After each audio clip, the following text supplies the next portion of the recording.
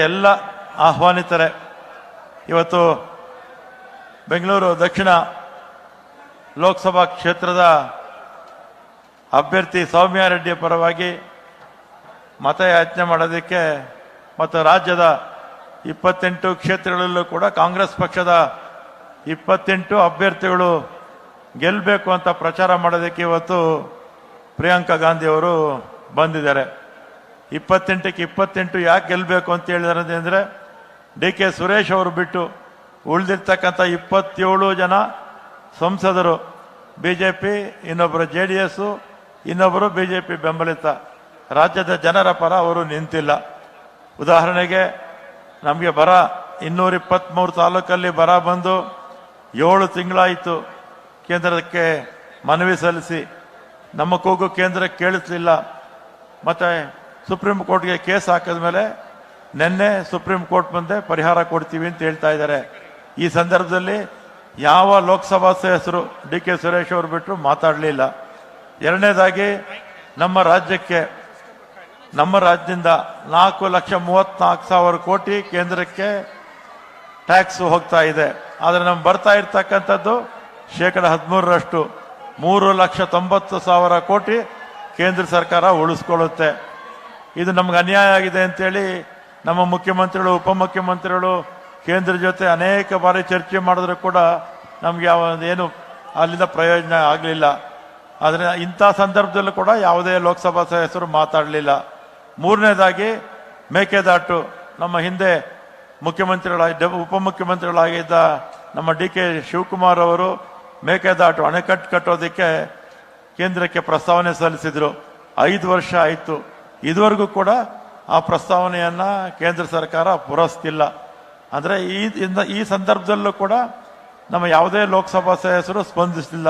ವಿಶೇಷವಾಗಿ ಬೆಂಗಳೂರಿನ ಲೋಕಸಭಾ ಸದಸ್ಯರು ಎಲ್ಲರೂ ಕೂಡ ಬಿಜೆಪಿಯವರಾಗಿದ್ದರೂ ಕೂಡ ಕೇಂದ್ರ ಜೊತೆ ಒಂದು ಮಾತುಕತೆ ಮಾಡಿ ನಮ್ಮ ಜನರ ಒಂದು ಕಷ್ಟ ಸುಖಗಳಿಗೆ ಸ್ಪಂದಿಸದೇ ಇರೋದ್ರಿಂದ ಅವರೆಲ್ಲ ಕೂಡ ಮನೆಯಲ್ಲಿರೋದು ವಾಸಿ.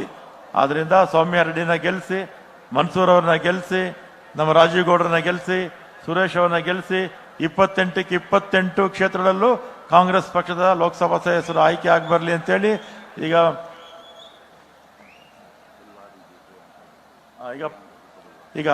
ಪ್ರಿಯಾಂಕಾ ಗಾಂಧಿಯವರು ತಮ್ಮನ್ನ ಕುರಿತು ಮಾತಾಡ್ತಾರೆ. ಈಗ ಸಭೆಯನ್ನು ಉದ್ದೇಶಿಸಿ ಅಖಿಲ ಭಾರತ ಕಾಂಗ್ರೆಸ್ ಸಮಿತಿಯ ಪ್ರಧಾನ ಕಾರ್ಯದರ್ಶಿಗಳು, ನಿಮ್ಮೆಲ್ಲರ ನೆಚ್ಚಿನ ನಾಯಕರಾದಂಥ ಶ್ರೀಮತಿ ಪ್ರಿಯಾಂಕಾ ಗಾಂಧಿರವರು ತಮ್ಮನ್ನು ಉದ್ದೇಶಿಸಿ ಮಾತನಾಡಲಿದ್ದಾರೆ.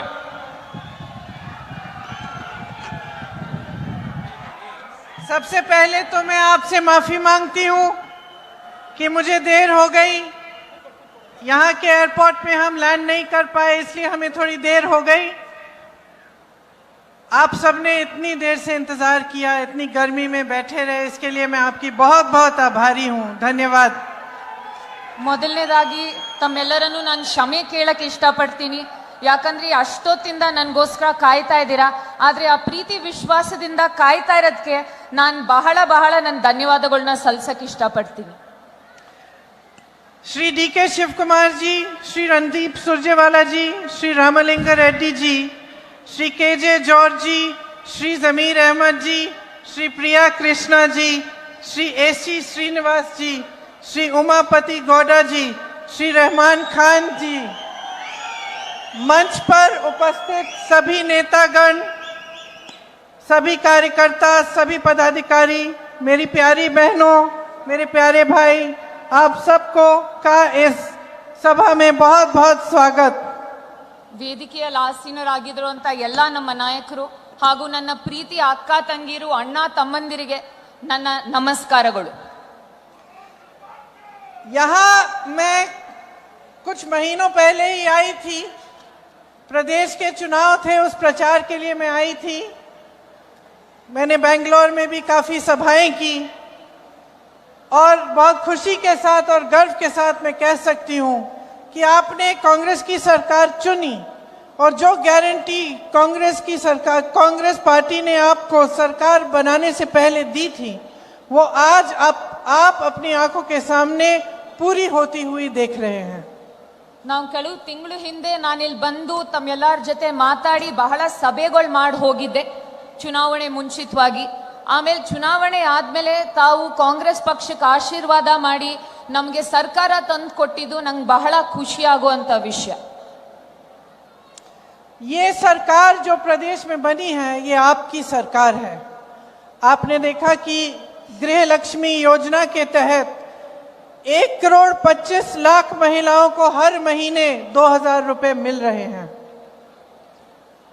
ಈ ಸರ್ಕಾರದಿಂದ ನನಗೆ ಬಹಳ ಖುಷಿಯಾಗುವ ವಿಷಯ ಏನಂದ್ರೆ ಪ್ರತಿ ತಿಂಗಳು 1 ಕೋಟಿಗಿಂತ ಹೆಚ್ಚು ಹೆಣ್ಮಕ್ಳಿಗೆ ಗೃಹಲಕ್ಷ್ಮಿ ಯೋಜನೆಯಿಂದ 2,000 ರೂಪಾಯಿ ಬರ್ತಾ ಇರೋದು ನಂಗೆ ಬಹಳ ಖುಷಿಯಾಗುವಂತ ವಿಷಯ.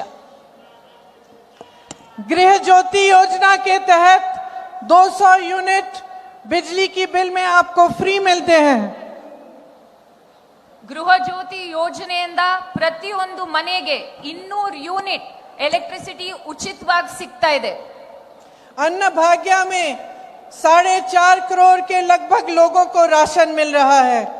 मुफ्त में मेरी सारी बहनें बस यात्रा कर रही हैं। अच्छा लग रहा है आपको?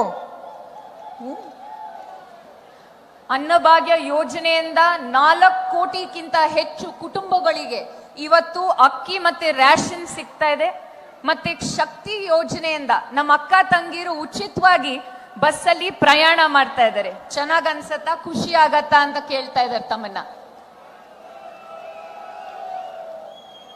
इसके साथ युवा निधि जो योजना है इसमें 1.5 लाख युवाओं को वजीफा मिल चुका है और ये शुरुआत है, जल्द ही 10 लाख और युवाओं को मिलेगा। ನಮ್ಮ ಯುವ ನಿಧಿ ಯೋಜನೆಯಿಂದ ಲಕ್ಷಾಂತರ ಯುವಕರಿಗೆ ನಮ್ಮಿಂದ ಹಣ ಹೋಗ್ತಾ ಇದೆ. ಇನ್ನೂ ಹೆಚ್ಚಾಗತ್ತೆ ಅಂತ ನನಗೆ ನಂಬಿಕೆ ಇದೆ. ಅದರಿಂದ ನನಗೂ ಕೂಡ ಬಹಳ ಖುಷಿ ಆಗ್ತಾ ಇದೆ. तो जैसे प्रदेश चुनाव के समय हमने आपको कुछ गारंटी बताई थी और उन्हें पूरा करने का काम हम अभी कर रहे हैं। आप देश भर में देख सकते हैं कि जहां जहां कांग्रेस ने चुनाव से पहले गारंटी दी, उन प्रदेशों में जब कांग्रेस की सरकार आई तो उन गारंटीज को पूरा करने का काम शुरू हो चुका है। ದೇಶದಾದ್ಯಂತ ನುಡಿದಂತೆ ನಡೆಯುವಂತ ಸರ್ಕಾರ ಎಲ್ಲಾದ್ರೂ ಇದ್ರೆ ಅದು ಕಾಂಗ್ರೆಸ್ ಸರ್ಕಾರ. ಕರ್ನಾಟಕದಲ್ಲಿ ನಾವು ಸರ್ಕಾರ ರಚನೆ ಮಾಡಾದ್ಮೇಲೆ ಎಲ್ಲ 5 ಗ್ಯಾರಂಟಿಗಳನ್ನು ಅನುಷ್ಠಾನ ಮಾಡಿದ್ವಿ. ಇಡೀ ದೇಶಾದ್ಯಂತ ಕಾಂಗ್ರೆಸ್ ಸರ್ಕಾರ ಎಲ್ಲಾದ್ರೂ ಇದ್ರೆ ಅವ್ರು ನುಡಿದಂತೆ ನಡೆಯುವಂತ ಸರ್ಕಾರ. ಅವರು ಚುನಾವಣೆಗಿಂತ ಮುಂಚಿತವಾಗಿ ಅವ್ರೇನ್ ನಿಮಗೆ ಗ್ಯಾರಂಟಿ ಅಥವಾ ನಿಮಗೆ ಪ್ರಾಮಿಸ್ ನೀಡ್ತಾರೋ ಅದನ್ನ ಅವರು ಪೂರೈಸಿ ನಿಮ್ ಮುಂದೆ ಬಂದು ನಿಂತಿದ್ದಾರೆ ಇವತ್ತು. अब पूरे देश भर में चुनाव है। हम एक घोषणा पत्र हमने निकाला है, उसे हम न्याय पत्र कहते हैं, क्योंकि हमने देखा कि पिछले 10 सालों में हर वर्ग के साथ अन्याय हुआ है और हम जानते हैं कि आपकी जीवन में संघर्ष ज्यादा बड़े हैं और आपकी तरक्की होने के बजाय आपकी जो समस्याएं हैं वो ज्यादा बड़ी हुई हैं। ಇವಾಗ ಚುನಾವಣೆ ಬಂದಿದೆ. ನಮ್ಮ ಪ್ರಣಾಳಿಕೆಯನ್ನು ನಾವು ನ್ಯಾಯ ಪತ್ರ ಅಂತ ನಾವು ತಮ್ಮ ಮುಂದೆ ಇಟ್ಟಿದ್ದೀವಿ. ಯಾಕಂದ್ರೆ ಇಡೀ ದೇಶದಲ್ಲಿ ಪ್ರತಿಯೊಬ್ಬರಿಗೂ ಕೂಡ ಅನ್ಯಾಯ ಆಗ್ತಾನೆ ಬಂದಿದೆ. ಅದರಿಂದ ನಾವು ಇದನ್ನ ನ್ಯಾಯ ಪತ್ರ ಅಂತ ತಮಗೆ ಸಲ್ಲಿಸಿ ಚುನಾವಣೆ ಆದ್ಮೇಲೆ ಪ್ರತಿಯೊಬ್ಬರಿಗೂ ನ್ಯಾಯ ಒದಗಿಸುವಂತ ಗುರಿ ಇಟ್ಕೊಂಡು ನಿಮ್ ಮುಂದೆ ಬಂದಿದ್ದೀವಿ ಇವತ್ತು. बहुत सारे ऐसे गारंटीज हैं हमारे न्याय पत्र में। मैं सिर्फ आपको 4-5 बताऊंगी, उसके बाद अगर आप उस पत्र को पढ़ सकते हैं तो आपके लिए बहुत अच्छा रहेगा। महिलाओं के लिए, गरीब महिलाओं के लिए 1 लाख रुपए सालाना दिए जाएंगे। जो सबसे बड़ी महिला एक परिवार में है उसके खाते में दिए जाएंगे। ನಮ್ಮ ನ್ಯಾಯ ಪತ್ರದಲ್ಲಿ ಬಹಳಷ್ಟು ನ್ಯಾಯ ಒದಗಿಸುವಂತ ನಾವು ಮಾಹಿತಿ ನೀಡಿದೀವಿ. ಆದ್ರೆ ನಿಮ್ ಮುಂದೆ 1-2-3 ವಿಚಾರ ಮಾತಾಡ್ತೀನಿ. ಮೊದಲನೇದಾಗಿ ಹೆಣ್ಮಕ್ಳಿಗೆ ಪ್ರತಿ ವರ್ಷ 1 ಲಕ್ಷ ರೂಪಾಯಿ ಕೊಡುವಂತ ನಿರ್ಧಾರ ಕಾಂಗ್ರೆಸ್ ಪಕ್ಷ ಮಾಡಿದೆ. ಪ್ರತಿಯೊಬ್ಬ ಮಹಿಳೆಗೆ 1 ಲಕ್ಷ ರೂಪಾಯಿ ತಂದು ಕೊಡ್ಬೇಕಂತ ಕಾಂಗ್ರೆಸ್ ಸರ್ಕಾರ ಹಾಗೂ ಅವರ ನಾಯಕರು ನಿರ್ಧಾರ ಮಾಡಿದ್ದಾರೆ. युवाओं के लिए जो स्नातक पास होंगे उनके लिए एक खास अप्रेंटिसशिप का प्रोग्राम बनेगा और 1 लाख रुपए कम से कम सालाना उनको भी मिलेंगे इस अप्रेंटिसशिप प्रोग्राम के तहत। ಮೊದಲನೇ ಬಾರಿಗೆ ನಮ್ಮ ಯುವಕರಿಗೆ ನಾವು ಉದ್ಯೋಗ ಖಾತ್ರಿ ತೆಗಿಬೇಕಂತ ಇದ್ವಿ, ಆದ್ರೂ ಕೂಡ ಪ್ರತಿ ಒಂದು ಯುವಕರಿಗೆ ನಾವು ಅಪ್ರೆಂಟಿಸ್ಶಿಪ್ ಪ್ರೋಗ್ರಾಮ್ ಇಂದ ವರ್ಷಕ್ಕೆ 1 ಲಕ್ಷ ಆದ್ರೂ ಸಂಬಳ ಬರಂಗೆ ನಾವು ಈ ಅಪ್ರೆಂಟಿಸ್ಶಿಪ್ ಪ್ರೋಗ್ರಾಮ್ ಅನ್ನ ಶುರು ಮಾಡ್ತಾ ಇದೀವಿ. 5,000 करोड़ का स्टार्टअप फंड बनेगा, खास तौर से युवाओं के लिए, और जो शिक्षा लोन है वो माफ किए जाएंगे. इसके साथ साथ श्रमिकों के लिए राष्ट्रीय न्यूनतम मजदूरी 400 रुपए प्रतिदिन की होगी, और शहरों में रोजगार की गारंटी जिस तरह से गांव में होती है वैसे दी जाएगी, और 25 लाख तक स्वास्थ्य बीमा सबको मिलेगा, ताकि 25 लाख तक आपका जो इलाज है वो आपको मुफ्त में मिल पाए. ಪ್ರತಿ ಒಂದು ಜಿಲ್ಲೆಯಲ್ಲಿ 5,000 ಕೋಟಿ ಸ್ಟಾರ್ಟ್ಅಪ್ ಫಂಡ್ ಅಂತ ಶುರು ಮಾಡ್ತೀವಿ. ಪ್ರತಿಯೊಬ್ಬರಿಗೂ ಅದರಿಂದ ಅನುಕೂಲ ಆಗ್ಲಿ ಅಂತ ಶ್ರಮಿಕ್ ನ್ಯಾಯ್ ಅಂದ್ರೆ ನಮ್ಮ ಕೂಲಿ ಕೆಲಸ ಮತ್ತೆ ನಮ್ಮ ಲೇಬರ್ ಕೆಲಸ ಮಾಡೋರ್ಗೆ ಅವ್ರಿಗೆ ಮಿನಿಮಮ್ ವೇಜ್ ಆಗಿರ್ಲಿ, ಅಥವಾ ಅವ್ರಿಗೆ ಅನುದಾನ ಆಗಿರ್ಲಿ, ಅಥವಾ ಅವ್ರಿಗೆ ಇನ್ಶೂರೆನ್ಸ್ ಆಗಿರ್ಲಿ, ಅದನ್ನು ಕೂಡ ತಂದು ಕೊಡ್ತೀವಿ ಅಂತ ನಮ್ಮ ನ್ಯಾಯ ಪತ್ರದಲ್ಲಿ ನಾವು ಬಹಳ ಸ್ಪಷ್ಟವಾಗಿ ನಾವು ಬರೆದು ಹೇಳಿದೀವಿ.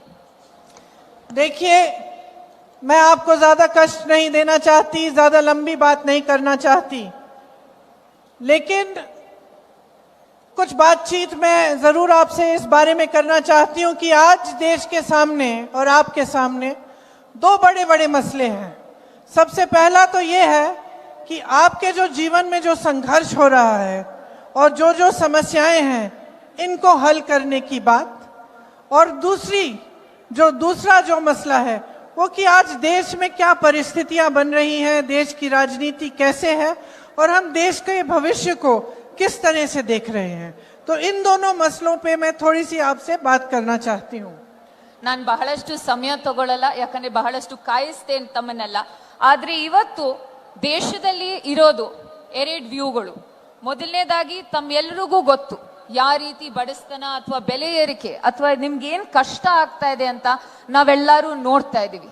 ಅದು ಒಂದ್ ಕಡೆ. ಎರಡನೇ ಕಡೆ ತಾವು ನೋಡ್ತೀರಾ ಮಾಧ್ಯಮದಲ್ಲಿ ಈ ನಾಯಕರು ಯಾವ ರೀತಿ ಮುಂದೆ ಹೋಗಿ ಮಾತಾಡ್ತಾ ಇದ್ದಾರೆ, ಎಲ್ಲಾ ಪ್ರಗತಿ ಇದೆ, ಎಲ್ಲಾ ಚೆನ್ನಾಗಿ ನಡೀತಾ ಇದೆ ಅಂತ. ಇದು 2 ಇಂಡಿಯಾ ವ್ಯೂಗಳು. जहां तक आपकी बात है तो आज आपकी सबसे बड़ी समस्याएं क्या है? महंगाई है और बेरोजगारी है. सही बात है ये? ನಿಮ್ ಮುಂದೆ ಇರೋದು ಇವತ್ತು 2 ಕಷ್ಟಗಳು, ಬೆಲೆ ಏರಿಕೆ ಮತ್ತೆ ನಿರುದ್ಯೋಗ. ನಿಜಾನೋ ಇಲ್ವೋ? मेरी बहनें यहां बैठी हैं, सबसे ज्यादा बोझ आप उठाती हो. जब महंगाई बढ़ती है सबसे ज्यादा संकट आप पे होता है. जब कुछ खरीदने के लिए जाना पड़ता है, बच्चे बीमार पड़ते हैं, इलाज के लिए पैसे चाहिए, बच्चों के फीस के लिए पैसे चाहिए, तो चाहे सब जितने भी बड़े हैं घर में, चाहे सब नौकरी कर रहे हों, सब किसी न किसी तरह से रोजगार पाने की कोशिश कर रहे हों, जुगाड़ से किसी तरह से मेहनत कर रहे हों, तब भी पूरा नहीं हो रहा है पैसा. ನನ್ ಮುಂದೆ ನಮ್ಮ ಅಕ್ಕ ತಂಗಿಯರು ಎಲ್ಲರೂ ಇದ್ದಾರೆ. ಅವ್ರಿಗೆ ಗೊತ್ತು ಮನೆ ನಡೆಸುವಂತ ಕಷ್ಟ ಏನಿದೆ ಅಂತ. ಯಾವ ರೀತಿ ಬೆಲೆಗೆ ಏರಿಕೆ ಆದಾಗ, ಅಥವಾ ಮನೇಲಿ ಮಕ್ಕಳಿಗೆ ಹುಷಾರ್ ತಪ್ಪಿದಾಗ, ಅಥವಾ ಕೆಲಸ ಸಿಗದೆ ಇದ್ದಾಗ ಯಾವ ರೀತಿ ಮನೆ ನಡೆಸುವಂತ ಕಷ್ಟ ಆಗತ್ತೆ ಅಂತ ಅವ್ರಿಗೆ ಗೊತ್ತು. पेट्रोल महंगा है, डीजल महंगा है, मिट्टी की तेल महंगी है, सोना 73,000 तक चले गया, चांदी 90,000 है, गैस सिलेंडर का दाम कहां कहां पहुंच गया है, हर चीज का दाम बढ़ गया है, कुछ आपको सस्ता नहीं मिल रहा है. किस तरह से आप इस जीवन को जी रही हैं, किस तरह से आगे बढ़ पा रहा है परिवार, ये मैं समझती हूं कि बहुत ही मुश्किलों का आज आप सामना कर रही हैं. ಪೆಟ್ರೋಲ್ ಬೆಲೆ ಏರಿದೆ, ಡೀಸೆಲ್ ಬೆಲೆ ಏರಿದೆ, ಅಡುಗೆ ಎಣ್ಣೆ ಬೆಲೆ, ಚಿನ್ನ ಬೆಳ್ಳಿ ಎಲ್ಲಾದ್ರದ್ದು ಬೆಲೆ ಏರಿದೆ. ನನಗ್ ಗೊತ್ತಾಗತ್ತೆ ನಮ್ಮ ಅಕ್ಕ ತಂಗಿಯರು ಯಾವ ರೀತಿ ಕಷ್ಟ ಪಡ್ತಾ ಇದಾರೆ ಈ ಬೆಲೆ ಏರಿಕೆ ಸಂದರ್ಭದಲ್ಲಿ ಅಂತ. आज चाहे किसान हो, चाहे श्रमिक हो, चाहे मेरी बहनें हो, चाहे कोई मिडिल क्लास का हो, सबके लिए मुश्किलें बढ़ रही हैं. और ये आपने देखा होगा पिछले 10 सालों में कि महंगाई बढ़ती चली गई है, लेकिन आपके लिए रोजगार बनाने का काम नहीं हुआ है. ಸಮಾಜದಲ್ಲಿ ಎಲ್ಲಾ ವರ್ಗಗಳಲ್ಲಿ ಬೆಲೆ ಏರಿಕೆ ಎಲ್ಲರೂ ಎದುರಿಸ್ತಾ ಇದ್ದಾರೆ. ಆದ್ರೆ ಬೆಲೆ ಏರಿಕೆ ಎದುರಿಸೋ ಸಮಯದಲ್ಲಿ ನಮಗೆ ನಿರುದ್ಯೋಗದ ತೊಂದರೆ ಕೂಡ ಪ್ರತಿಯೊಬ್ಬರಿಗೂ ಕಾಡ್ತಾ ಇದೆ. तो मोदी जी के इस 10 साल के राज में आपको मिला क्या? अगर आप अपने जीवन को देखते हैं तो क्या आपको लगता है कि आपके जीवन में तरक्की आई? ನೀವು ಪ್ರಧಾನ ಮಂತ್ರಿ ಮೋದಿ ಅವರ 10 ವರ್ಷದ ಆಡಳಿತ ನೋಡಿದ್ದೀರಾ. ನೀವೆಲ್ಲ ಕೇಳ್ಬೇಕಾಗಿರೋದು ಒಂದ್ ಪ್ರಶ್ನೆ, ನಿಮ್ ಜೀವನದಲ್ಲಿ ಏನಾದ್ರು ಬದಲಾವಣೆ, ಒಳ್ಳೆ ಬದಲಾವಣೆ ಆಗಿದಾ? ಪ್ರತಿಯೊಬ್ರು ಪ್ರಶ್ನೆ ಮಾಡ್ಬೇಕಾಗಿರೋದು ಅದನ್ನ. आपको एक इमेज दिखाई गई, रोज दिखाई जाती है टीवी पे, सुपरमैन की इमेज, मिले आपको महंगाई man?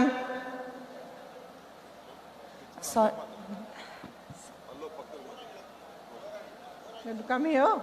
No, it's...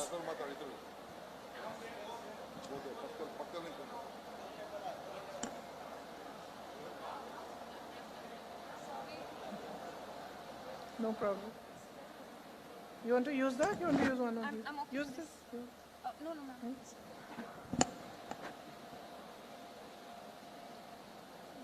Okay. Go ahead. You want me to repeat? मैं कह रही थी कि आपको सुपरमैन की इमेज दिखाई गई, लेकिन मिले आपको महंगाई मैन, जिन्होंने सिर्फ आपकी महंगाइयां बढ़ाई. ನಿಮ್ಮೆಲ್ಲರ ಮುಂದೆ ಸೂಪರ್ ಮ್ಯಾನ್ ತರ ಏನಂತೀನಿ ಬಂದ್ ನಿಂತ್ಕೊಂಡ್ರು.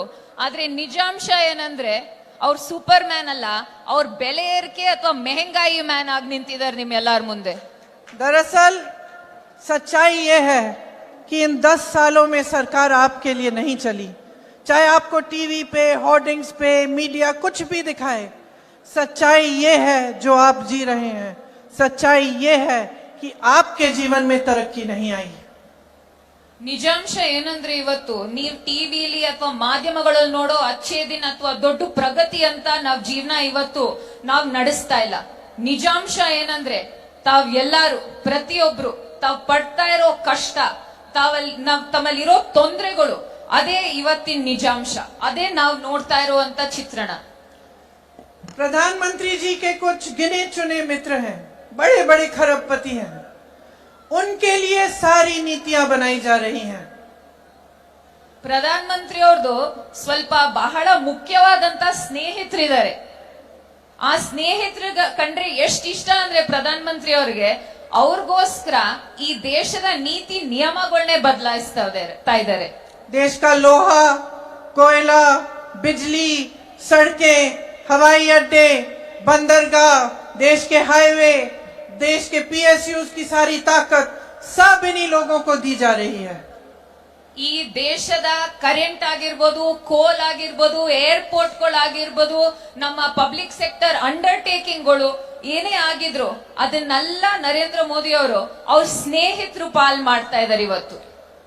जो बाकी बिजनेस है देश के, जो छोटे छोटे व्यापारी हैं या मध्यम व्यापारी हैं या बड़े व्यापारी जो इनके दोस्त नहीं हैं, उनके बढ़ावे के लिए कोई नीति नहीं है.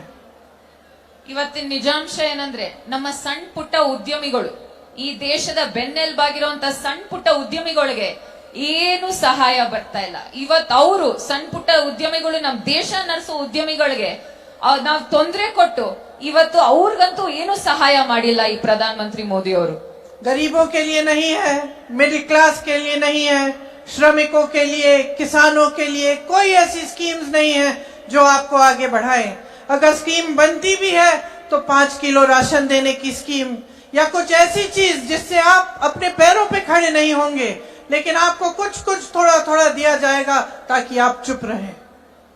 ಇವತ್ತು ರೈತರಿಗೆ, ಬಡವರಿಗೆ, ಮಧ್ಯಮ ವರ್ಗದವ್ರಿಗೆ, ಲೇಬರ್ ಕ್ಲಾಸ್ ಅವ್ರಿಗೆ ಯಾರಿಗೂ ಸಮಾಜದಲ್ಲಿ ಯಾರಿಗೂ ಏನು ಸಹಾಯ ಮಾಡ್ತಾ ಇಲ್ಲ.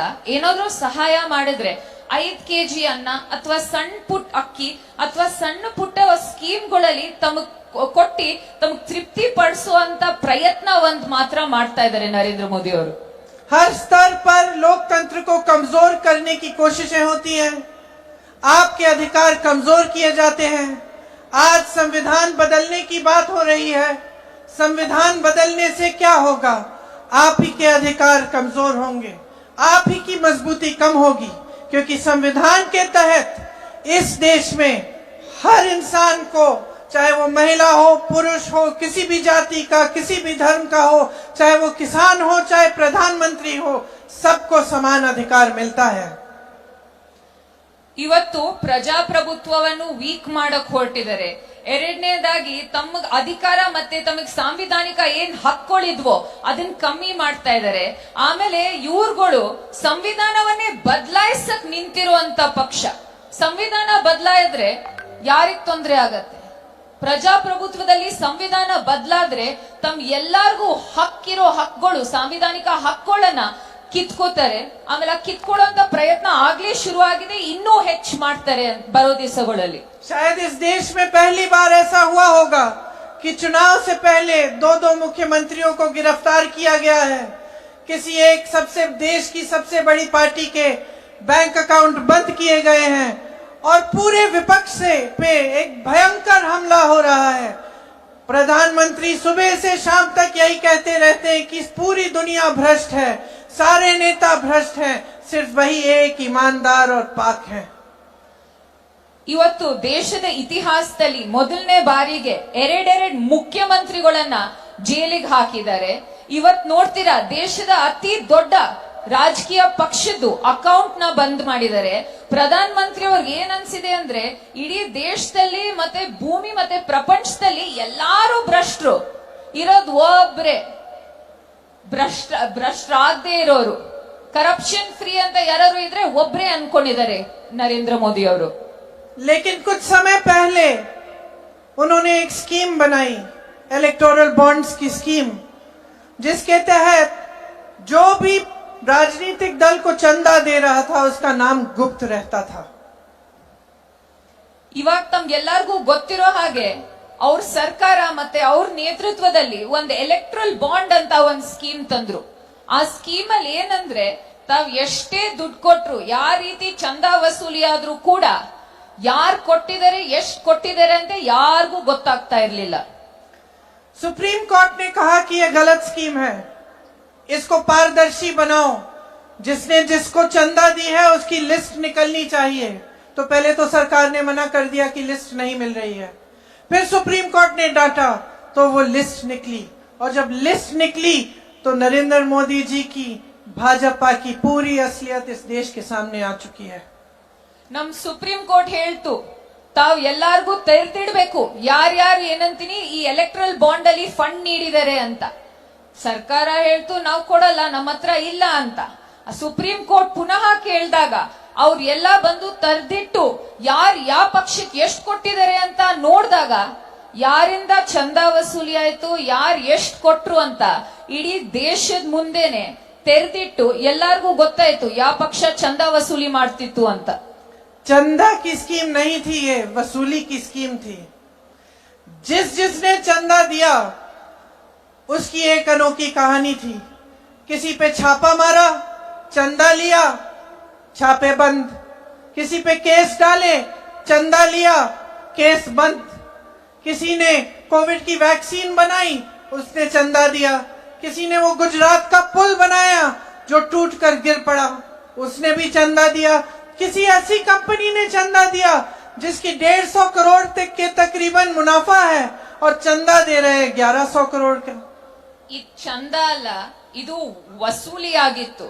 ಯಾಕಂದ್ರೆ ತಾವ್ ಯಾರ್ಯಾರು ಕೊಟ್ಟಿದ್ದಾರೆ, ಆ ದುಡ್ಡು ಕೊಟ್ಟಿದ್ದಾರೆ ಅಂತ ನೋಡಿದ್ರೆ, ಯಾರ್ಯಾರಿಗೆ ಐಟಿ ಇಡಿ ನೋಟಿಸ್ ಹೋಗಿತ್ತೋ ಅವ್ರಿಗೆ, ಯಾರ್ಯಾರ ಮೇಲೆ ಕೇಸ್ ಆಗಿತ್ತೋ ಅವ್ರಿಗೆ, ಯಾರ್ಯಾರಿಗೆ ವ್ಯಾಕ್ಸಿನ್ ಪರ್ಮಿಷನ್ ಬೇಕಿತ್ತೋ, ಬ್ರಿಡ್ಜ್ ಕಟ್ಟಕ್ ಪರ್ಮಿಷನ್ ಬೇಕಿತ್ತೋ, ಏನಾದ್ರು ಟೆಂಡರ್ ಅಲ್ಲಿ ಕೆಲಸ ಆಗ್ಬೇಕಾಗಿತ್ತೋ, ಅವರು ಎಲೆಕ್ಟ್ರಲ್ ಬಾಂಡ್ಸ್ ಅಲ್ಲಿ ಈ ಪಕ್ಷಕ್ಕೆ ದುಡ್ಡು ಕೊಟ್ಟಿದ್ರು. ಇದು ಎಲ್ಲ ಬಹಿರಂಗವಾಗಿ ತಮ್ಮ ಮುಂದೆ ಸುಪ್ರೀಂ ಕೋರ್ಟ್ ಆದೇಶ ಆದ್ಮೇಲೆ ಮುಂದ್ ಬಂದ್ ಇಟ್ಟಿದೀವಿ.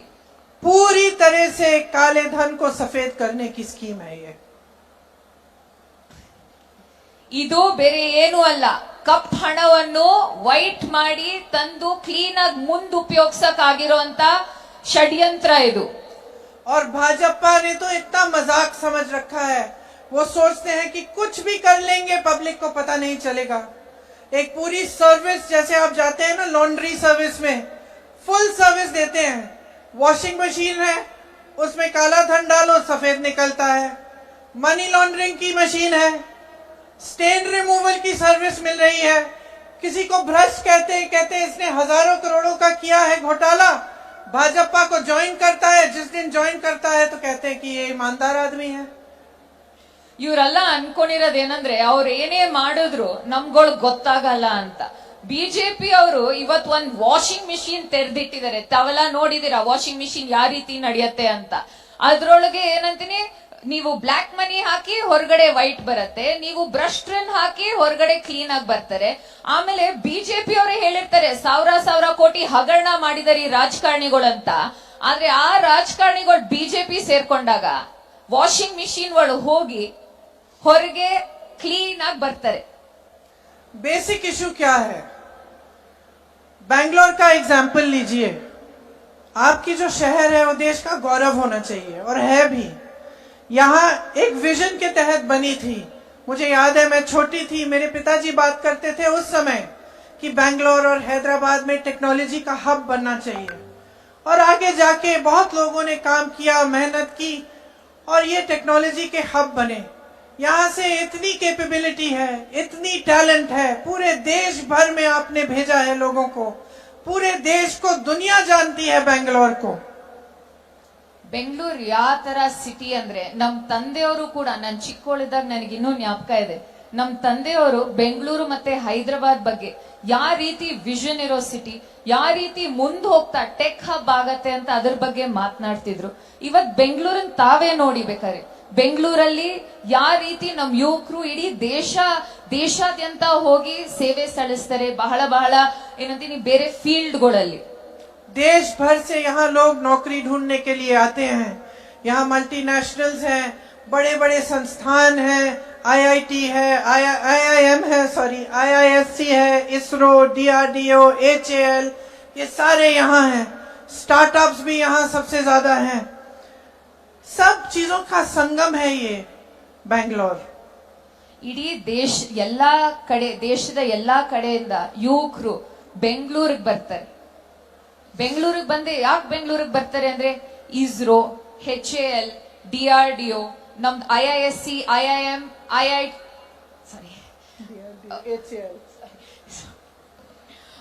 ಬಹಳಷ್ಟು ಇನ್ಸ್ಟಿಟ್ಯೂಷನ್ಗಳಿದಾವೆ. ಅದರಿಂದ ಇನ್ಸ್ಟಿಟ್ಯೂಷನ್ ಮಾತ್ರ ಅಲ್ಲ, ನಮ್ಮಲ್ಲಿ ಸ್ಟಾರ್ಟ್ಅಪ್ಗಳು ಕೂಡ ಬಹಳಷ್ಟು ಇದಾವೆ ಅಂತ ನಮ್ ಯುವಕರು ದೇಶದಾದ್ಯಂತ ಎಲ್ಲಾ ಕಡೆ ಬಿಟ್ಟು ಬೆಂಗಳೂರಿಗೆ ಬರ್ತಾರೆ. लेकिन यहाँ का पॉपुलेशन काफी बढ़ गया है। पिछले 20 सालों में 3 गुना हो गया है। पानी की किल्लत है। यहाँ तेजी से विकास आया तो इसके लिए पर्यावरण, हरियाली, पानी, इसकी जरूरत और बड़ी है। और यहाँ के लिए एक बैलेंस डेवलपमेंट होना चाहिए। इंफ्रास्ट्रक्चर, एनवायरमेंटल प्रोजेक्ट्स होने चाहिए। ಬೆಂಗಳೂರಿನ ಜನಸಂಖ್ಯೆ ಬಹಳಷ್ಟು ಬೆಳೀತಾ ಇದೆ. ಯಾವ ರೀತಿ ಬೆಳೀತಾ ಇದೆ ಅಂದ್ರೆ, ಒಂದೊಂದು ನೀರಾವರಿ ಆಗಿರ್ಬೋದು, ಇರಿಗೇಷನ್ ಆಗಿರ್ಬೋದು, ಸ್ವಲ್ಪ ತಾಪತ್ರೆಗಳು ಆಗ್ತಾ ಇದೆ. ಆದ್ರೆ ಬೆಂಗಳೂರಿಗೆ ನಮಗೆ ಬ್ಯಾಲೆನ್ಸ್ಡ್ ಇನ್ಫ್ರಾಸ್ಟ್ರಕ್ಚರ್ ಅನ್ನೋದು ನಾವು ಮುಂದೆ ತರಬೇಕು. और यहाँ पे पहले जैसे झीलों का शहर कहलाता था उस तरह से बनाना चाहिए। जो सबअर्बन रेल प्रोजेक्ट है, जो मेट्रो का एक्सपेंशन है, ये सब करना है। ओला, उबर, जोमेटो, स्विगी में जो काम करते हैं उन पर फोकस होना चाहिए। उनके लिए सामाजिक सुरक्षा भी मिलनी चाहिए। लेकिन यहाँ के सारे सांसद भाजपा के हैं। वो क्या बातें कर रहे हैं? इतना बड़ा चुनाव है, पूरी दुनिया देख रही है। दुनिया का सबसे बड़ा लोकतंत्र है और दुनिया क्या देख रही है कि कैसी कैसी बातें हो रही हैं। आपके सबसे बड़े नेता जो सबसे ऊंचा पोजीशन इस देश में रखते हैं, वो कैसी कैसी बातें आपके सामने कर रहे हैं। आपके विकास की बात नहीं हो रही है, आपके झीलों की बात नहीं हो रही है, यहाँ की टेक्नोलॉजी की बात नहीं हो रही है, श्रमिकों की बात नहीं हो रही है, किसानों की बात नहीं हो रही है। देश में बात क्या हो रही है? ಬೆಂಗಳೂರಲ್ಲಿ ಬಹಳಷ್ಟು ಸಬರ್ಬನ್ ರೇಲ್ ಆಗಿರ್ಲಿ, ಮೆಟ್ರೋ ಆಗಿರ್ಲಿ, ಅದಕ್ಕೆ ನಾವಿನ್ನೂ ಹೊತ್ಕೊಟ್ಟು ನಾವಿನ್ನೂ ಡೆವಲಪ್ ಮಾಡಬೇಕು. ಆಮೇಲೆ ಗಿಗ್ ವರ್ಕರ್ಸ್ ಬೆಂಗಳೂರಲ್ಲಿ ಬಹಳಷ್ಟಿದ್ದಾರೆ. ಉಬರ್, ಓಲಾ, ಸ್ವಿಗಿ, ಝೊಮ್ಯಾಟೊ, ಆ ರೀತಿ ಅವ್ರಗಳಿಗೂ ನಾವು ಸಹಾಯ ನೀಡಬೇಕು. ಆದ್ರೆ ತೊಂದ್ರೆ ಮತ್ತೆ ತಾಪತ್ರೆ ಏನಂದ್ರೆ, ಬೆಂಗಳೂರಿನ ಎಲ್ಲಾ ಸಂಸದರು ಯಾವ ಪಕ್ಷದವರು? ಬಿಜೆಪಿ ಪಕ್ಷದವರು. ರಾಜ್ಯದಲ್ಲೂ ಕೂಡ ಇವತ್ತು ಈ ಚುನಾವಣೆಯಲ್ಲಿ ಇಡೀ ಪ್ರಪಂಚನೇ ನೋಡ್ತಾ ಅಂತ ಚುನಾವಣೆಯಲ್ಲಿ ಅವರು ರೈತರ ಬಗ್ಗೆ ಮಾತಾಡ್ತಾ ಇಲ್ಲ, ಹೆಣ್ಮಕ್ಳ ಬಗ್ಗೆ ಮಾತಾಡ್ತಾ ಇಲ್ಲ, ಸಮಸ್ಯೆಗಳ ಬಗ್ಗೆ ಮಾತಾಡ್ತಾ ಇಲ್ಲ, ಯಾರಿಗ್ ಪ್ರಗತಿ ತಂದ್ಕೊಡ್ತೀವಿ ಅಂದ್ರೂ ಅವ್ರ ಬಗ್ಗೆ ಅಂತೂ ಮಾತಾಡ್ತಾ ಇಲ್ಲ. ಅವರ ಅತಿ ದೊಡ್ಡ ನಾಯಕರು ಸ್ಟೇಜ್ ಅಲ್ಲಿ ನಿಂತ್ಕೊಂಡು ಯಾವ ವಿಷಯಗಳ ಬಗ್ಗೆ ಮಾತನಾಡ್ತಾರೆ ಅಂತ ತಾವೇ ಕೂಡ ನೋಡಿದಿರಾ. ಇಡೀ ಪ್ರಪಂಚ ನೋಡ್ತಾ ಇದೆ ಇದನ್ನ. आप टीवी चलाओ, क्या बातें देखते हो? क्या देखते हो कि कौन सी पार्टी आपके लिए कौन सा स्कीम ला रही है? क्या आप देखते हो कि कौन सी पार्टी किस तरह से रोजगार बनाएंगे आपके लिए, किस तरह से आपको मजबूत बनाएंगे? नहीं, आप देखते हो कि पीएम कह रहे हैं हमें 400 पार कर दो, हम संविधान को बदल देंगे, हमें 400 सीट दो. ಇವತ್ತು ತಾವೆಲ್ಲ ಈ ಚುನಾವಣೆಯಲ್ಲಿ ನೋಡ್ತಾ ಇದ್ದೀರಾ ಯಾವ ರೀತಿ ಚುನಾವಣೆ ನಡೀತಾ ಇದೆ ಅಂತ. ಯಾವುದು ಪ್ರಗತಿಪರ ವಿಷಯಗಳಾಗಿರ್ಲಿ ಅಥವಾ ಯಾವ ರೀತಿ ಜನಕ್ಕೆ ಸಹಾಯ ಮಾಡ್ತೀನಿ ಅಂತ ಅದ್ರ ಬಗ್ಗೆ ಅವ್ರ ಚುನಾವಣೆ ನಡೆಸ್ತಾ ಇಲ್ಲ. ಅವ್ರ ಚುನಾವಣೆ ನಡೆಸ್ತಾ ಇರೋದು ಯಾವ್ದ್ರ ಮೇಲಂದ್ರೆ ಅವರು ಒಂದ್ ಪ್ರಧಾನ ಮಂತ್ರಿ ಅವ್ರ ಫೋಟೋ ಹಾಕ್ಬಿಟ್ಟು ನಾವು 400ಕ್ಕಿಂತ ಹೆಚ್ಚು ಸೀಟ್ ಬರ್ತೀವಿ, 400ಕ್ಕಿಂತ ಹೆಚ್ಚು ಸೀಟ್ ಬಂದ್ರೆ ನಮ್ ಸಂವಿಧಾನ ಬದಲಾಯಿಸ್ತೀವಿ ಅಂತ ಆ ರೀತಿ ಮಾತ್ರ ಈ ಚುನಾವಣೆ ನಡೆಸ್ತಾ ಇದ್ದಾರೆ. कभी कहेंगे कि मुझे गाली दे रहे हैं, कभी धर्म की बात करेंगे, हर चीज की बात करेंगे, लेकिन आपके जो प्रॉब्लम्स हैं, आपकी समस्याएं हैं, उसकी बात नहीं होती. Is this what you deserve? One of the most qualified cities in the world. You have exported technology, innovation, manpower, everything, and you deserve this in your election. That this should be the discussion. ಬೆಂಗಳೂರಂತ ರಾಜ್ಯಕ್ಕೆ ನಮಗ್ ಬೇಕಾಗಿರೋಂತ ಲೀಡರ್ಗಳು ಯಾರಂದ್ರೆ ನಮ್ಮ ಪ್ರಗತಿ, ನಮ್ಮ ಉನ್ನತ ಯಾವ ರೀತಿ ನಾವು ಮುಂದೆ ಹೋಗ್ಬೋದು ಅಂತ ಆ ರೀತಿ ನಮಗ್ ನಾಯಕರು ಬೇಕು. ಆದ್ರೆ ಇವತ್ತು ಚುನಾವಣೆ ನಡೀತಾ ಇರೋದು ಯಾವ್ದ್ರ ಮೇಲೆ ಅಂದ್ರೆ ತಾವೆಲ್ಲ ನೋಡಿದಿರಾ ಯಾವ ರೀತಿ ಭಾವನಾತ್ಮಕ ಚುನಾವಣೆ ಮಾತ್ರ ನಡೆಸ್ತಾ ಇದ್ದಾರೆ ಇವರು. ಬೆಂಗಳೂರು ಜನಕ್ಕೆ ಮತ್ತೆ ಕರ್ನಾಟಕ ರಾಜ್ಯಕ್ಕೆ ಈ ರೀತಿ ನಾಯಕರು ಬೇಕಿಲ್ಲ. कैसी कैसी बहकी बहकी बातें. पिछले 2 दिनों में अब ये शुरू हुआ है कि कांग्रेस पार्टी चाहती है कि आपके मंगलसूत्र और आपका सोना आपसे छीन ले. 70 सालों से ये देश स्वतंत्र है. 55 सालों के लिए कांग्रेस की सरकार रही है. किसी ने आपसे सोना छीना, आपके मंगलसूत्र छीने. इंदिरा गांधी ने अपना सोना, जब जंग हुई थी, अपना सोना देश को दिया. मेरी मां का मंगलसूत्र इस देश को कुर्बान हुआ है. 2-3 ದಿವಸದಿಂದ ಯಾವ ರೀತಿ ಮಾತುಗಳು ನಡೀತಾ ಇದೆ ಅಂತ ತಾವು ನೋಡ್ತೀರಾ. ಅವ್ರಂತಾರೆ ಕಾಂಗ್ರೆಸ್ ಪಕ್ಷಕ್ಕೆ ಬೆಂಬಲ ನೀಡಿದ್ರೆ ನಮ್ ಹೆಣ್ಮಕ್ಳಿನ ತಾಲಿ ಅಥವಾ ಮಂಗಲ್ ಸೂತ್ರ ಕಿತ್ಕೋತಾರೆ ಅಂತ. ನಮ್ಮ ದೇಶಕ್ಕೆ ಇಂಡಿಪೆಂಡೆನ್ಸ್ ಬಂದ್ ಎಷ್ಟು ವರ್ಷ ಆಯ್ತು? ಕಾಂಗ್ರೆಸ್ ಪಕ್ಷ ಎಷ್ಟು ವರ್ಷ ಆಡಳಿತ ಮಾಡಿಲ್ಲ. ನಮ್ ಸ್ವಂತ ಅಜ್ಜಿಯವರು ಯುದ್ಧದಲ್ಲಿ ಅವ್ರ ಚಿನ್ನನ ಅಡ ಇಟ್ಟು ನಮ್ ಸೈನಿಕರಿಗೆ ಸಹಾಯ ಮಾಡಿದ್ರು. ಇವತ್ತು ನಮ್ ತಾಯ ಮಂಗಲ್ ಸೂತ್ರ, ನಮ್ ತಂದೆಯವ್ರ ಶಹೀದ್ ಆದ್ರಲ್ಲ, ಆ ಮಂಗಲ್ ಸೂತ್ರ ಈ ನೆಲದಲ್ಲಿದೆ. ಅದೇ ನಮ್ ಕುಟುಂಬದ ಇತಿಹಾಸ. सच्चाई ये है कि ये लोग महिलाओं का संघर्ष नहीं समझ सकते. महिलाओं के दिल में जो सेवा भाव होता है ना, वो सेवा भाव हमारे इस देश की सारी परंपराओं का आधार है. वही सेवा भाव, वो जो महिला जो रात को सोएगी नहीं जब तक सारे नहीं सो जाएंगे घर में, वो महिला जब परिवार में संकट आता है, पैसों की कमी होती है, तो वो अपने गहने गिरवी रखेगी. वो भूखी सोएगी लेकिन किसी और को भूखा नहीं सोने देगी. उसका संघर्ष ये लोग नहीं जानते. ಈ ಬಿಜೆಪಿ ಪಕ್ಷಕ್ಕೆ ಹೆಣ್ಮಕ್ಳ ಕಷ್ಟಗಳು ಅರ್ಥ ಆಗಲ್ಲ. ಈ ನಮ್ ದೇಶದ ಹೆಣ್ಮಕ್ಳು ಯಾವ ರೀತಿ ಅಂದ್ರೆ ಸೇವಾ ಮನೋಭಾವದವರು, ಸೇವೆ ಮಾಡಕ್ಕೆ ಅವ್ರ ಜೀವನವನ್ನೇ ಮುಡಿಪಾಗಿಡೋರು. ಈ ಹೆಣ್ಮಕ್ಳು ತಾವೆಲ್ಲ ನೋಡಿದಿರಾ, ಅವ್ರ ಮನೆಯಲ್ಲಿ ಬೇರೆಯವ್ರೆಲ್ಲ ಮನ್ಗೋಕ್ಕಿಂತ ಅಥವಾ ಊಟ ಮಾಡಕ್ಕಿಂತ ಮುಂಚೆ ಅವ್ರ ಮನ್ಗಲ್ಲ. ಅವ್ರ ಬೇರೆಯವ್ರಿಗೆ ಸಹಾಯ ಆಗ್ಲಿ ಅಂತ ಅವ್ರ ಸ್ವಂತ ಏನಿದೋ ಚಿನ್ನ ಆಗಿರ್ಲಿ ಏನೇ ಆಗಿರ್ಲಿ ಅಡ ಇಟ್ಟು ಜನಕ್ಕೆ ಸಹಾಯ ಮಾಡುವಂತ ಮನೋಭಾವ. ಆದ್ರೆ ಈ ನಮ್ ಬಿಜೆಪಿ ನಾಯಕರಿಗೆ ನಮ್ ಹೆಣ್ಮಕ್ಳ ಕಷ್ಟ, ಅವ್ರ ಕಷ್ಟ ಅಂತೂ ಅರ್ಥನೇ ಆಗಲ್ಲ. और अगर मोदी जी मंगलसूत्र का महत्व समझते तो वो ऐसी अनैतिक बातें नहीं करते।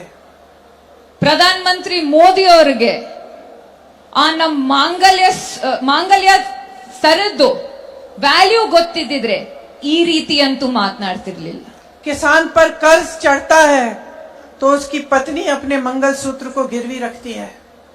ರೈತರು ಸಾಲ ಹೆಚ್ಚಾದಾಗ ಅವ್ರ ಮನೆಯಲ್ಲಿ ಅವ್ರ ಹೆಂಡತಿ ಆ ಮಂಗಲಸೂತ್ರನ ಅಡ ಇಡ್ತಾಳೆ.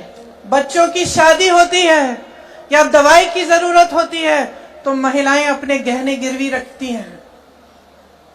ಯಾರಿಗಾರು ಹುಷಾರ್ ತಪ್ಪಿದಾಗ ಅಥವಾ ದುಡ್ಡಿನ ಅವಶ್ಯಕತೆ ಆದಾಗ ನಮ್ಮ ಮನೆ ಹೆಣ್ಮಕ್ಳು ಅವ್ರದ್ದೇನಿದೋ ಅದನ್ನ ಅಡ ಇಟ್ಟು ಮನೆ ನಡೆಸ್ತಾರೆ.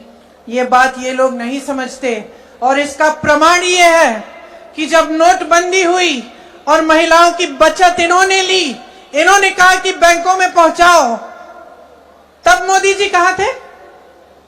तब मोदी जी क्या कह रहे थे? ले रहे थे आपसे। ಈ ಮಂಗಲಸೂತ್ರದ ಮಹತ್ವದ ಬಗ್ಗೆ ಮಾತಾಡೋ ನಾಯಕರು ನೋಟ್ ಬಂದಿ ಆದಾಗ ನಮ್ ಹೆಣ್ಮಕ್ಳು ದುಡ್ಡು ಕಷ್ಟಪಟ್ಟು ಕೂಡಿಟ್ಟಿದ್ ದುಡ್ಡು ಎಲ್ಲ ಆ ನೋಟ್ಗಳು ರದ್ದಾದಾಗ ಈ ಪ್ರಧಾನ ಮಂತ್ರಿ ಮೋದಿ ಅವರು ಎಲ್ಲಿದ್ರು? ಇಷ್ಟೆಲ್ಲ ಮಾತಾಡ್ತಾರಲ್ಲ, ಎಲ್ಲಿದ್ರು ಅವರು? जब देश में उन्होंने कहा कि कल से लॉकडाउन हो जाएगा और सारे मजदूर पूरे देश भर से, बेंगलोर से भी, यूपी, बिहार, अलग अलग जगहों में पैदल निकले क्योंकि इन्होंने ट्रेनें बंद कर दी, बस बंद कर दी। तब जब खाना नहीं मिल रहा था शहरों में, जब कोई चारा नहीं था, तो महिलाओं ने अपने गहने, अपनी बचत गिरवी रखी। तब मोदी जी कहां थे? ದೇಶದಲ್ಲಿ ಕೋವಿಡ್ ಆದಾಗ ಯಾರಿಗೂ ಹೇಳ್ದೇನೆ ರಾತ್ರಿ ಲಾಕ್ ಡೌನ್ ಮಾಡಿದಾಗ ಯಾರಿಗೂ ಏನು, ಎಷ್ಟೋ ಜನಕ್ಕೆ ಊಟ ಇಲ್ಲ, ಎಷ್ಟೋ ಜನ ನಮ್ ಇಡೀ ದೇಶಾದ್ಯಂತ ಮೈಗ್ರೆಂಟ್ ವರ್ಕರ್ಸ್ ಎಲ್ಲಿದ್ದಾರೆ ಅವ್ರಿಗೆ ಹೋಗೋ ದಾರಿ ಇಲ್ಲ, ದಿಕ್ಕಿಲ್ಲ. ಎಷ್ಟೋ ಕಡೆ ಅಷ್ಟೂ ಕಷ್ಟ, ಎಷ್ಟೋ ಜನ ಸಾವನ್ನಪ್ಪಿದ್ರು, ಎಷ್ಟೋ ಜನ ನಡ್ಕೊಂಡ್ ಹೋಗಿ ಸತ್ತಿದ್ದಾರೆ. ಅವ್ರ ಕಷ್ಟ ನೋಡ್ಕೊಳ್ಳೋವಾಗ ಹೆಣ್ಮಕ್ಳು ಕಷ್ಟ ಅವ್ರು ಯಾವ ರೀತಿ ಸಹಿಸಿದ್ರು ಅಂತ ಅವಾಗ ಎಲ್ಲಿದ್ರು ಪ್ರಧಾನ ಮಂತ್ರಿ ಮೋದಿ ಅವರು? किसान आंदोलन हुआ, 600 किसान शहीद हुए, उनकी विधवाओं के मंगलसूत्र के बारे में सोचा मोदी जी ने? ರೈತರು ಪ್ರತಿಭಟನೆ ಮಾಡಿದ್ರು, ಬಹಳಷ್ಟು ತಿಂಗಳು ಪ್ರತಿಭಟನೆ ಮಾಡಿದ್ರು. 600ಕ್ಕಿಂತ ಹೆಚ್ಚು ನಮ್ಮ ರೈತರು ತೀರೋದ್ರು ಈ ಪ್ರತಿಭಟನೆಯಲ್ಲಿ. ಅವ್ರ ಮನೇಲಿರೋ ಹೆಂಡತಿಯರ ಮಂಗಲಸೂತ್ರದ ಬಗ್ಗೆ ಯೋಚನೆ ಇರ್ಲಿಲ್ವಾ? ಪ್ರಧಾನ ಮಂತ್ರಿ ಮೋದಿ ಅವರು ಎಲ್ಲಿದ್ರು ಅವಾಗ? मणिपुर में एक जवान की बीवी को का वस्त्र हरण करके पूरे देश के सामने चलाया। मोदी जी चुप थे, कुछ नहीं बोले, उसके मंगलसूत्र के बारे में नहीं सोचा उन्होंने। ಮಣಿಪುರಲ್ಲಿ ಒಂದ್ ಹೆಣ್ಮಗಳನ್ನ ವಸ್ತ್ರಹರಣ ಮಾಡಿ ಬೀದಿಯಲ್ಲಿ ಕರ್ಕೊಂಡು ಹೋಗುವಾಗ ಪ್ರಧಾನ ಮಂತ್ರಿ ಮೋದಿ ಅವ್ರು ಮಾತನಾಡಿದ್ರ? ಇಲ್ಲ. ಪ್ರಧಾನ ಮಂತ್ರಿ ಮೋದಿ ಅವ್ರಿಗೆ ಆ ಹೆಣ್ಮಗಳು ಮಂಗಲಸೂತ್ರದ ಬಗ್ಗೆ ಅವಾಗ ಯೋಚನೆ ಇರ್ಲಿಲ್ವಾ? ಪ್ರಧಾನ ಮಂತ್ರಿ ಮೋದಿ ಅವ್ರು ಎಲ್ಲಿದ್ರು? पलक नहीं झपकाई उन्होंने। और आज चुनाव के लिए, वोटों के लिए महिलाओं को ऐसी बातें कर रहे हैं, डरा रहे हैं ताकि डर के वो वोट दें। शर्म आनी चाहिए उनको, शर्म आनी चाहिए। ಒಂಚೂರು ಕಾಳಜಿ ಇಲ್ಲ ನಮ್ ದೇಶದ ಬಗ್ಗೆ. ಇವಾಗ ಚುನಾವಣೆ ಬಂದಿದೆ ಅಂತ ತಮ್ಗೆಲ್ಲ ಹೆದರಿಸ್ಬಿಟ್ಟು ವೋಟ್ ಹಾಕ್ಸ್ಕೊಳಕ್ ನೋಡ್ತಾ ಇದಾರಲ್ಲ, ನಾಚಿಕೆ ಆಗ್ಬೇಕು ಪ್ರಧಾನ ಮಂತ್ರಿ ಮೋದಿ ಅವ್ರಿಗೆ, ನಾಚಿಕೆ. अगर इस देश की महिलाओं के मंगलसूत्र की परवाह होती तो उनके बेटों को आप रोजगार दिलवाते, तो महंगाई कम करते, छात्रों को शिक्षा की सुविधा देते, देश की बेटियों को अपने पैरों पे खड़े होने का काम कराते। ಇವತ್ತು ನರೇಂದ್ರ ಮೋದಿ ಅವ್ರಿಗೆ ಅಷ್ಟ್ ಯೋಚನೆ ಇದ್ದಿದ್ರೆ ನಮ್ಮ ಹೆಣ್ಮಕ್ಳು ಮಂಗಲಸೂತ್ರದ ಬಗ್ಗೆ ಅವ್ರ ಮನೆಯಲ್ಲಿರೋ ಗಂಡ್ ಮಕ್ಳಿಗೆ ಉದ್ಯೋಗ ಒದಗಿಸ್ಕೊಡ್ತಿದ್ರು, ಬೆಲೆ ಏರಿಕೆ ಕಮ್ಮಿ ಮಾಡ್ಕೊಡ್ತಿದ್ರು, ಆಮೇಲೆ ಹೆಣ್ಮಕ್ಳ ಸಬಲೀಕರಣಕ್ಕೆ ಇನ್ನೂ ಹೆಚ್ಚು ಒತ್ತು ಕೊಡ್ತಿದ್ರು ಅಂತ ನಾನು ಹೇಳಕ್ ಇಷ್ಟಪಡ್ತೀನಿ. देश हैरानी से देख रहा है, इतनी बड़ी बड़ी समस्याएं हैं। आप यहाँ बैठी हैं, मैं जानती हूँ यहाँ से जाएंगी, देर हो रही है, काफी महिलाएं चली भी गई हैं क्योंकि घर जाना है, काम करना है, बहुत देर हो गई है, खाना पकाना है, लोगों को देखना है, चाहे आप जॉब कर रही हैं, कुछ भी कर रही हैं। इतनी महंगाई है, इतनी बड़ी बड़ी समस्याएं हैं, तमाम बच्चे बेरोजगार घूम रहे हैं, आपने मेहनत से पढ़ाया, शिक्षा दिलवाई, इतनी बड़ी समस्याएं हैं और इतनी छोटी छोटी स्तर की बातें हो रही हैं। सारे नेता भाजपा के आपके सामने आकर ऐसी अजीब अजीब सी बातें कर रहे हैं, झूठ बोल रहे हैं दिन रात। सोचते हैं कि आप देखेंगे नहीं, आप पढ़ेंगे नहीं कि कौन सी पार्टी क्या कह रही है। क्या हो रहा है आपके आंखों के सामने? ದೇಶದ ಮುಂದೆ ಬಹಳಷ್ಟು ಸಮಸ್ಯೆಗಳಿದಾವೆ. ನನ್ಗೂ ಗೊತ್ತು, ಬಹಳಷ್ಟು ಹೆಣ್ಮಕ್ಳು ಇಲ್ಲಿ ಮನೆ ಹೋಗಿ ಮನೆ ನೋಡ್ಕೋಬೇಕು, ಕತ್ಲಾಯ್ತು, ನನ್ಗೋಸ್ಕರ ಕಾಯ್ದಿದ್ದೀರಾ ಅಂತ. ತಾವೆಲ್ಲ ಇವತ್ತು ಬಹಳ ಮಹತ್ವವಾದಂತ ತೊಂದರೆಗಳು ಈ ದೇಶವನ್ನ ಕಾಡ್ತಾ ಇದೆ. ಬೆಲೆ ಏರಿಕೆ ಆಗಿರ್ಬೋದು, ನಿರುದ್ಯೋಗ ಆಗಿರ್ಬೋದು. ಆದ್ರೆ ಇಂಥ ದೊಡ್ಡ ವಿಚಾರಗಳಿದ್ದಾಗ, ಇಂಥ ದೊಡ್ಡ ಸಮಸ್ಯೆಗಳಿದ್ದಾಗ ಈ ದೇಶದಲ್ಲಿ ಈ ಪ್ರಧಾನ ಮಂತ್ರಿಯವರು ಯಾವ ತರ ಸಣ್ಣ ಸಣ್ಣ ಮಾತನಾಡ್ತಾ ಇದಾರೆ ಅಂತ ತಾವೆಲ್ಲ ನೋಡ್ತಾ ಇದ್ದೀರಾ. ಬಿಜೆಪಿ ಅವ್ರ ನಾಯಕರು ಯಾವ ರೀತಿ ಹೊಲ್ಸು ಮತ್ತೆ ಸಣ್ಣ ಸಣ್ಣ ಮಾತುಗಳಾಡಿ ರಾಜಕೀಯ ಮಾಡ್ತಾ ಇದಾರೆ ಅಂತ ತಾವೆಲ್ಲ ನೋಡ್ತಾ ಇದ್ದೀರಾ. ನಾವು ಯಾವ ವಿಚಾರಗಳು ದೇಶಕ್ಕೆ ತೊಂದರೆ ತರ್ತಾ ಇದೆ ಅದನ್ನ ಹೇಗ್ ಬಗೆಹರಿಸ್ಬೇಕಂತ ಮಾತನಾಡ್ತಾ ಇದೀವಿ. ಆದ್ರೆ ಬಿಜೆಪಿ ಮತ್ತೆ ಅವ್ರ ನಾಯಕರು ಈ ತರ ಸಣ್ಣ ಸಣ್ಣ ಮಾತಾಡಿ ತಮ್ಗೆಲ್ಲ ಮಂಕ್ ಬೂದಿ ಎರ್ಚಕ್ ನಿಂತಿದ್ದಾರೆ. ಆದ್ರೆ ತಾವೆಲ್ಲ ನೋಡ್ತಾ ಇದ್ದೀರಾ ನಿಜಾಂಶ ಏನು ಅಂತ. ತಮ್ಮ ಕಣ್ ಮುಂದೆ ಎಲ್ಲ ತಾವೆಲ್ಲ ನೋಡ್ತಾ ಇದ್ದೀರಾ. आप तय करिए, ये आपका चुनाव है। कितने चुनाव हिंदू मुस्लिम हिंदू मुस्लिम हिंदू मुस्लिम करके आप लड़वाएंगे? आप तय करिए। और आप क्या ये चुनाव महंगाई, बेरोजगारी, शिक्षा, स्वास्थ्य पे नहीं लड़ाना चाहते? आप तय करिए, आपको कैसी राजनीति चाहिए? नैतिक राजनीति कि नाटक की राजनीति? सत्ता की राजनीति कि सत्य की राजनीति? परोपकार चाहिए आपको या अहंकार चाहिए? ये तय करिए, क्योंकि अब समय आ गया है कि अगर आप गहराई से नहीं सोचेंगे, आप जागोगे नहीं, तो ये देश खाई में चले जाएगा। ತಾವೆಲ್ಲ ನೋಡ್ತಾ ಇದ್ದೀರಾ, ಇನ್ನು ಎಷ್ಟು ವರ್ಷ ನಡೆಸ್ತಾರೆ ಹಿಂದೂ ಮುಸಲ್ಮಾನರ ಮಧ್ಯೆ ಯಾವ ರೀತಿ ಒಡಕನ್ ತರ್ತಾ ಇದಾರೆ ಅಂತ ತಾವೆಲ್ಲ ನೋಡ್ತಾ ಇದ್ದೀರಾ. ಆದ್ರೆ ನಿರ್ಧಾರ ಮಾಡ್ಬೇಕಾಗಿರೋದ್ ನೀವುಗಳು. ನಿಮಗೆ ಯಾವ ರೀತಿ ರಾಜಕೀಯ ಬೇಕು, ಯಾವ ರೀತಿ ಪಕ್ಷ ಬೇಕು? ನೈತಿಕತೆಯ ರಾಜಕೀಯನೋ ನಾಟಕದ ರಾಜಕೀಯನೋ ಬೇಕು, ಅಥವಾ ನೈತಿಕತೆಯ ಪಕ್ಷ ಬೇಕು, ನಾಟಕ ಮಾಡುವಂತ ಪಕ್ಷ ಬೇಕು, ಸತ್ಯ ಹೇಳುವಂತ ಪಕ್ಷ ಬೇಕು, ಸುಳ್ಳು ಹೇಳುವಂತ ಪಕ್ಷ ಬೇಕು ಅಂತ ನೀವುಗಳು ನಿರ್ಧಾರ ಮಾಡಬೇಕು. धर्म ने क्या सिखाया है? भगवान राम को हम क्यों पूजते हैं? क्योंकि उन्होंने सेवा की प्रजा की, और वो एक नैतिक, भगवान राम नैतिक थे, सत्य के पथ पर चले। ನಾವೆಲ್ಲ ರಾಮನ್ ಯಾಕೆ ನಾವು ಪ್ರಾರ್ಥಿಸೋದು? ಯಾಕಂದ್ರೆ ಅವ್ರ ಸೇವಾ ಮನೋಭಾವ ನೋಡಿ ನಾವೆಲ್ಲ ಪ್ರಾರ್ಥಿಸ್ತೀವಿ. ರಾಮ ಅನ್ನೋದು ನೈತಿಕತೆಯ ದಾರಿಯಲ್ಲಿ ನಡೆದಿದ್ದು, ಸತ್ಯದ ದಾರಿಯಲ್ಲಿ ನಡೆದಿದಂತ ನಮ್ ಶ್ರೀರಾಮ. महात्मा गांधी जी ने वही पथ पकड़ा जब उनको गोली लगी, हे राम करके लफ्ज निकले उनके मुंह से। उन्होंने पूरा स्वतंत्रता संग्राम सत्य के आधार पर लड़ा। एक अनोखा संग्राम था पूरी दुनिया में, और इसी के आधार पर, सत्य के आधार पर, नैतिकता के आधार पर और समानता के आधार पर हमारा वो संविधान बना जिसे ये बदलना चाहते हैं। ಮಹಾತ್ಮ ಗಾಂಧಿ ಅವರು ಕೂಡ ಅವರು ನಡೆದಿದ ದಾರಿ ಈ ಸತ್ಯದ ದಾರಿ. ಅವರಲ್ಲಿ ಗೋಲಿ ಹಾರಿಸಿದಾಗ್ಲೂ ಕೂಡ ಅವರು ಹೇ ರಾಮ್ ಅಂತ ಹೇಳಿ ಪ್ರಾಣ ಬಿಟ್ಟವರು. ನಮ್ ಇಡೀ ಸ್ವತಂತ್ರ ಚಳುವಳಿಯಲ್ಲಿ ಮಹಾತ್ಮ ಗಾಂಧಿ ಅವರು ಸತ್ಯದ ಹಾದಿಯಲ್ಲಿ ಹೋದ್ರು. ಆ ಸತ್ಯವನ್ನ ಇಟ್ಕೊಂಡು ಸಾಮಾಜಿಕ ನ್ಯಾಯವನ್ನ ಮುಂದಿಟ್ಟು ನಾವು ಸಂವಿಧಾನವನ್ನ ತಂದಿಟ್ವಿ. लेकिन आज ये स्थिति है कि झूठ का बोलबाला है। सत्य को छोड़िए, रोज सुबह से शाम तक आप पूरा अपने सामने नाटक देखते हैं। सरकारें तोड़ी जाती हैं, पैसे खिलाए जाते हैं विधायकों को, सारी चीजें सब आपकी आंखों के सामने होते हैं। मीडिया दंडवत होके कहती है कि देखिए मोदी का मास्टर स्ट्रोक, मोदी जी ने किया, कोई और नहीं कर सकता। सारे गलत काम हो रहे हैं, आपकी आंखों के सामने हो रहे हैं। आप चुप हैं। विपक्ष चीख रहा है, चिल्ला रहा है, विपक्ष पर दबाव डल रहा है, मीडिया पर दबाव डल रहा है, न्यायालयों पे दबाव डल रहा है। जितने भी संस्थान बने थे आपके अधिकारों की रक्षा के लिए, सब दबाए जा रहे हैं। हम लड़ रहे हैं, आप कब लड़ोगे? ಸತ್ಯ ಅನ್ನೋದ್ ಬಿಟ್ಬಿಡಿ, ಬಿಜೆಪಿ ಅವರು ಪ್ರತಿ ದಿನ ನಾಟಕ ಮತ್ತೆ ಸುಳ್ಳು ಹೇಳ್ಕೊಂಡು ಓಡಾಡ್ಕೊಂಡು ರಾಜಕೀಯ ಮಾಡ್ತಾ ಇದ್ದಾರೆ.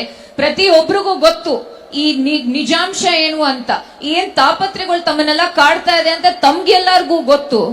ಆದ್ರೆ ದೇಶದ ಮಾಧ್ಯಮಗಳಲ್ಲಿ ಎಲ್ಲ ಚೆನ್ನಾಗಿದೆ, ಪ್ರಗತಿ ಇದೆ, ಈ ದೇಶದಲ್ಲಿ ಎಲ್ಲ ಉದ್ಧಾರ ಆಗ್ತಾ ಇದಾರೆ ಅಂತ ತೋರಿಸ್ತಾ ಇದ್ದಾರೆ.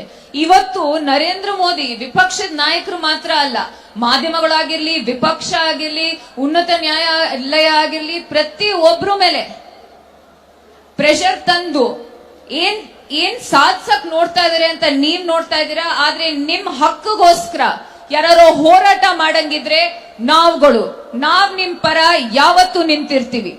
समय आ गया है कि आप अपनी लड़ाई लड़ना शुरू करें, अपने अधिकारों की लड़ाई, कि आप हर नेता को, हर राजनीतिक दल को, खास तौर से भाजपा को और प्रधानमंत्री जी को ये सिखाएं कि आपके मुद्दों पे चुनाव लड़े जाने चाहिए. ನಿಮ್ ಹೋರಾಟ ಇವಾಗ ಶುರು ಆಗ್ಬೇಕು.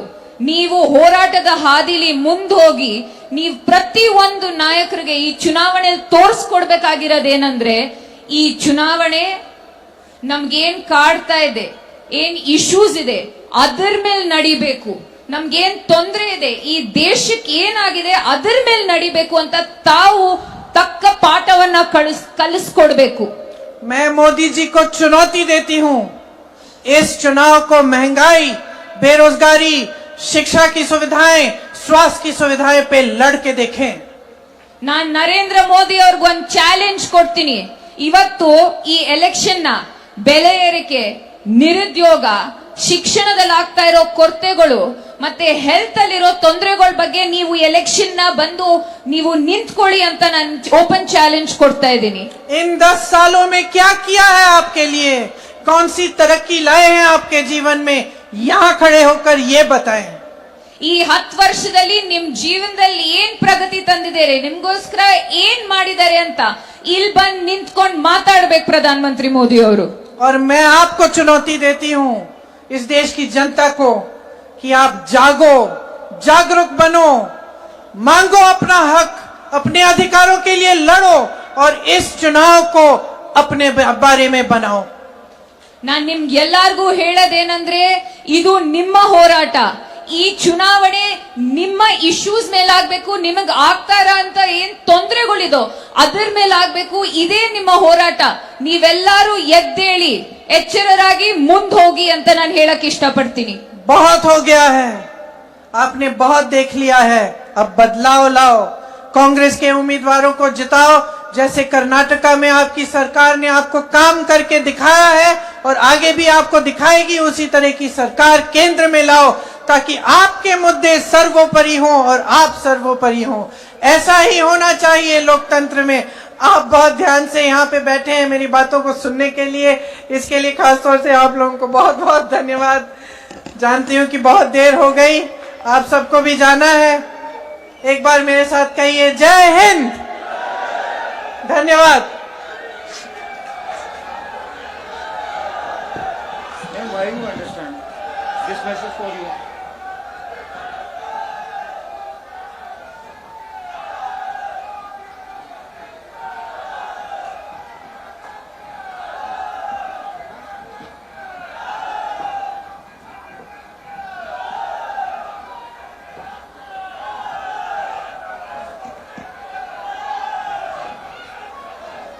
ಇಷ್ಟು ಹೊತ್ತು ಈ ವೇದಿಕೆಯಲ್ಲಿ ನಿಮ್ಮೆಲ್ಲರನ್ನ ಉದ್ದೇಶಿಸಿ ಮಾತನಾಡುವುದರ ಜೊತೆಗೆ ಮಹಿಳಾ ಸಬಲೀಕರಣದ ಬಗ್ಗೆ, ನಿರುದ್ಯೋಗ ಸಮಸ್ಯೆಯ ಬಗ್ಗೆ, ಬಡತನದ ಬಗ್ಗೆ, ಬೆಲೆ ಏರಿಕೆಗೆ ಸಂಬಂಧಪಟ್ಟ ಹಾಗೆ ಇಡೀ ದೇಶ ಎದುರಿಸುತ್ತಿರುವ ಸಮಸ್ಯೆಗಳ ಬಗ್ಗೆ ಮಾತನಾಡಿದಂತಹ ನಿಮ್ಮೆಲ್ಲರ ನೆಚ್ಚಿನ ಗಟ್ಟಿತನಕ್ಕೆ ಮತ್ತೊಂದು ಹೆಸರು ಶ್ರೀಮತಿ ಪ್ರಿಯಾಂಕಾ ಗಾಂಧಿ ಅವರಿಗೆ ಜೋರಾದ ಚಪ್ಪಾಳೆಯ ಮೂಲಕ ಧನ್ಯವಾದಗಳನ್ನ ಸಮರ್ಪಿಸಬೇಕು ಅಂತ ಹೇಳಿ ಪ್ರೀತಿಯಿಂದ ವಿನಂತಿಸ್ತಾ ಇದ್ದೀವಿ.